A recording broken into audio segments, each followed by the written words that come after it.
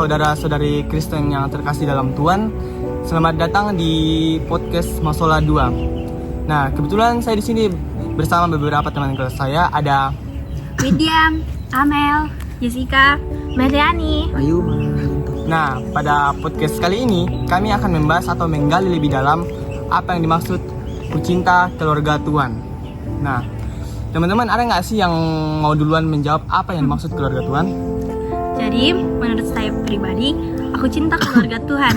Artinya, aku mengasihi sesama orang percaya dengan hati yang tulus, saling mengasihi, saling mendoakan, dan saling membantu. Itu saja dari saya. Nah, ada pendapat lain nggak nih tentang apa yang maksud kucinta keluarga Tuhan?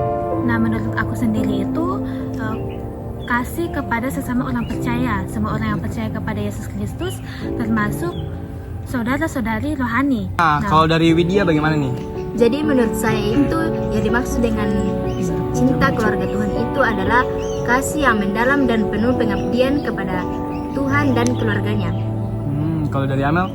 Menurut saya, cinta keluarga Tuhan itu berarti mengasihi antar sesama umat Kristen yang percaya. Nah, yang terakhir nih dari Uma, bagaimana pendapatnya Uma? Kalau menurut saya pribadi, kucinta keluarga Tuhan yaitu merujuk pada kasih dan hubungan yang erat antar sesama anggota keluarga iman. Dari sekian dari saya, terima kasih. Nah, teman-teman, berikutnya pada topik kedua kita akan membahas yaitu bagaimana kita mencintai keluarga Tuhan. Mungkin ada pendapat? Nah, menurut aku sendiri itu mengampuni dan menunjukkan belas kasih kepada orang lain. Contohnya itu memaafkan kesalahan orang lain, bersikap sabar dan murah hati. Itu aja. Kalau dari Widya bagaimana? Menurut saya itu cara mencintai keluarga Tuhan itu dengan berdoa dan berkomunikasi dengan Tuhan, melayani dan mengasihi sesama manusia. Kalau dari Amel? Menurut saya, cara mencintai keluarga Tuhan itu bukan sekedar dari perasaan, melainkan kita praktikkan dalam langkah kehidupan kita sehari-hari sebagai umat Kristen yang percaya kepada Tuhan. Jadi harus dipraktekkan ya. Kalau dari Jessica bagaimana? Jadi, cara mencintai keluarga Tuhan menurut saya pribadi, kita dapat membuktikannya dengan saling mengasihi, melayani, dan mendoakan. Nah, kita masuk ke topik ketiga, yaitu apa peran kasih dalam keluarga Tuhan nih teman-teman? Menurut saya pribadi, kasih adalah fondasi utama dalam keluarga Tuhan. Ini menciptakan ikatan yang kuat antar sesama anggota keluarga. Jadi fondasi ya. Nah, berikutnya siapa nih? Saya. Jadi, menurut saya, kasih adalah dasar dari segala sesuatu yang kita praktekkan dalam langkah kehidupan kita sehari-hari. Tanpa kasih, semua yang ada dalam kehidupan kita akan tidak ada maknanya. Contohnya dalam pelayanan kita di gereja sehari-hari. Next siapa nih? Nah, menurut aku pribadi sebagai bukti keimanan yang hidup. Nah, kasih bukan hanya perasaan, tetapi tindakan yang menceritakan iman seseorang kepada Tuhan. Dalam 1 Yohanes 4 ayat 20 mengatakan bahwa jika seseorang berkata ia mengasihi Allah dan ia membenci saudaranya, maka ia adalah pendusta. Nah, kalau dari Widya bagaimana nih? Menurut saya peran kasih dalam keluarga Tuhan itu adalah mencerminkan karakter Tuhan, menggerakkan pelayanan dan kasih kepada sesama. Nah, next nih yang terakhir kita dengar pendapat Jessica ya. Bagaimana menurut Jessica? Jadi menurut saya peran kasih adalah sebagai dasar dari semua ajaran dan tindakan. Kasih menunjukkan siapa Allah,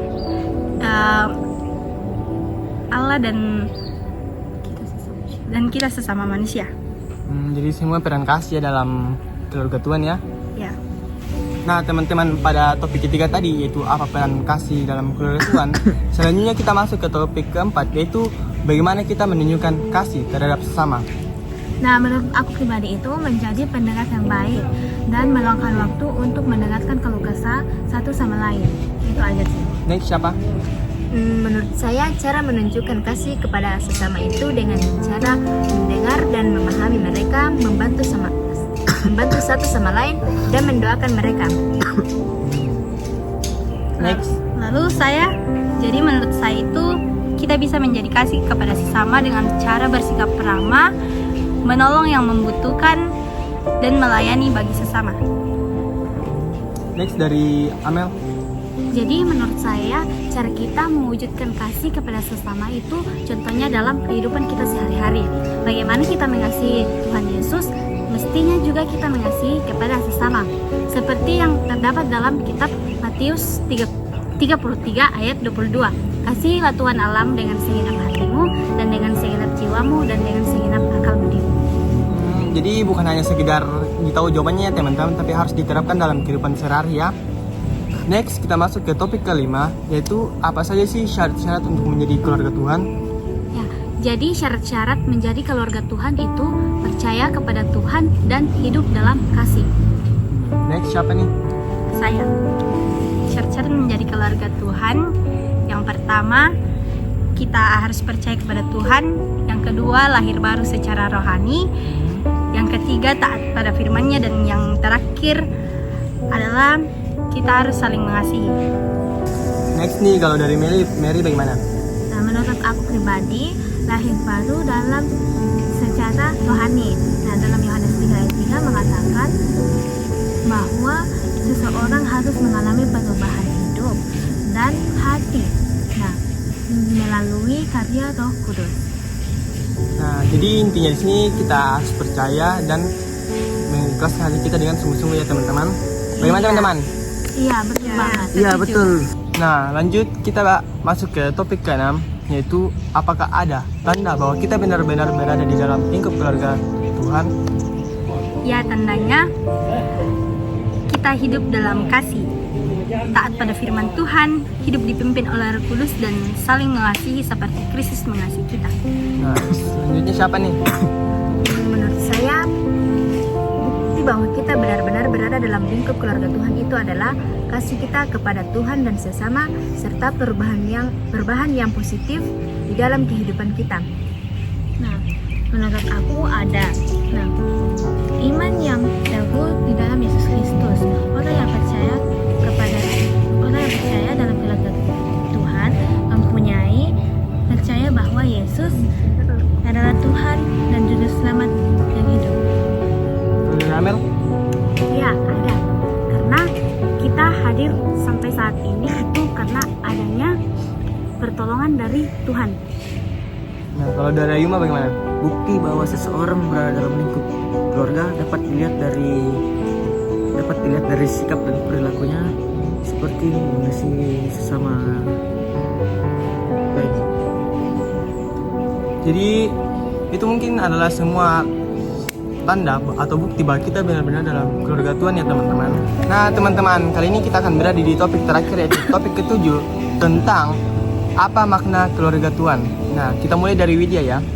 Menurut saya, makna keluarga Tuhan itu adalah hubungan spiritual yang mendalam antara Tuhan dan umatnya yang menjadi satu.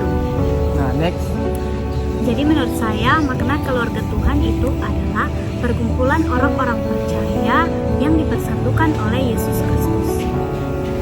Makna keluarga Tuhan adalah komunitas orang percaya yang bersatu dalam iman dan kasih. Menurut saya makna keluarga Tuhan yaitu identitas sebagai anak Allah. Setiap orang yang percaya kepada Tuhan adalah anak-anak Allah. Nah mungkin semua arti atau makna dari keluarga Tuhan ya teman-teman. Bagaimana teman-teman? Iya, betul Iya, banget. mantap. Nah teman-teman, mungkin sekian dari pembahasan kami hari ini tentang Kucinta Keluarga Tuhan. Dan kesimpulan yang dapat kami rangkum tentang Kucinta Keluarga Tuhan itu adalah kita sebagai bagian dari keluarga Tuhan bukan hanya sekedar status rohani ya teman-teman, tetapi untuk saling membangun, saling mendoakan, dan saling hidup dalam ketaatan firman-Nya. Jadi teman-teman, buat yang ngerasa belum hidup dalam keluarga Tuhan, bertobatlah dan percaya kepada Tuhan bahwa hidup di dalam lingkup keluarga Tuhan itu benar-benar sungguh indah ya teman-teman. Jadi sekian dari kami. Jika ada kesalahan atau tutur kata yang tidak baik, mohon dimaafkan. Terima Terima kasih. kasih. Nah teman-teman, ada sintamannya bahwa Amel akan menceritakan bagaimana hidup dalam keharmonisan, dan itu adalah salah satu pengalaman yang bisa diceritakan Amel. Silakan Amel. Ya, jadi pengalaman itu dapat saya simpulkan dari diri saya sendiri. Pertama, saya mengambil pelayanan dalam lingkup lingkup gereja. Jadi pada saat itu saya tidak percaya diri dan canggung. Seiring berjalannya waktu, orang tua dan teman-teman saya, teman dekat saya, sering memberi saya arahan bahwa mengambil pelayanan dalam gereja itu salah satu kewajiban anak yang percaya kepada Tuhan. Untuk hidup dalam keluarga Tuhan ya. Ya, Jadi itu pengalaman singkat dari Amel. iya. Oke, mungkin itu adalah pengalaman singkat dari Amel. Sekian, terima kasih. Dadah.